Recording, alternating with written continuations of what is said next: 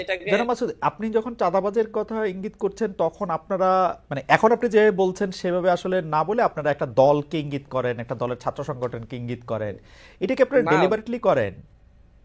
বিষয়টা হচ্ছে যে আপনি যদি এটাকে লক্ষ্য করেন যে বাংলাদেশের 95% হুম, চাঁদাবাজি হয় যে হচ্ছে একটি নির্দিষ্ট দলের নেতা কর্মীদের দ্বারাই সংগঠিত হচ্ছে, এবং হুম। সেই ক্ষেত্রে ওনাদের নেতৃত্ব যারা হচ্ছে একটা আগামী বাংলাদেশকে একটি সুন্দর স্বচ্ছ দেখতে চাচ্ছেন, তারা এটার প্রতিবাদও করছেন।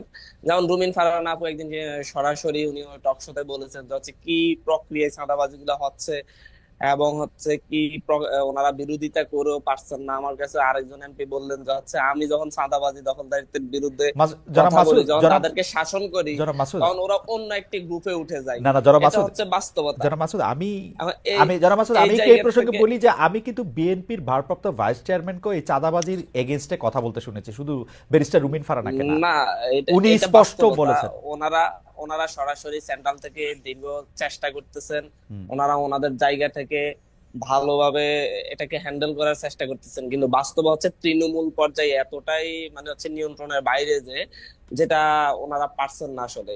যেমন